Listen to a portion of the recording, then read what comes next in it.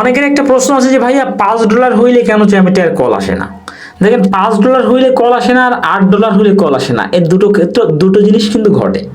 $5 হইলে যদি কল না আসে তাহলে বুঝতে হবে যে আপনার চ্যামেট আইডিটা ফেস ভেরিফিকেশন হয় নাই। তো আপনার ফেস ভেরিফিকেশন করবেন, ফেস ভেরিফিকেশন করলে আপনার $5 পরে যে কলটা আসার কথা সেই কলটা আবারও অটোমেটিক্যালি আসা ধরবে।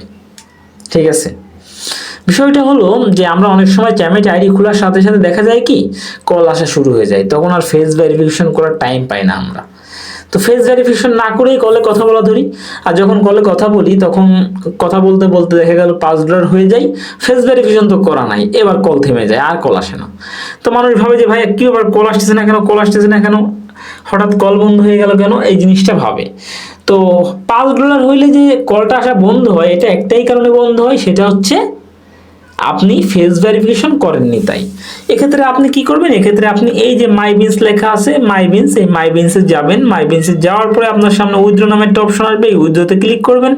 উইথড্রোতে ক্লিক করার পরে এখানে আপনার এই যে কন্ডিশন থাকবে, উইথড্রো কন্ডিশন, এতে ক্লিক করবেন। ক্লিক করার পরে দেখবেন এখানে একটা ভেরিফিকেশন এই যে লেখা আছে ফেস ভেরিফিকেশন, জাস্ট এটার উপর ক্লিক করবেন। এটার উপর ক্লিক করলে আপনার ভেরিফিকেশন করার একটা অপশন চলে আসবে, ওখানে ক্যামেরাটা ওপেন করে মুখটা সামনে রেখে ওরা যেভাবে যা করতে বলবে সেভাবে করে ফেস ভেরিফিকেশনটা করে ফেলবেন।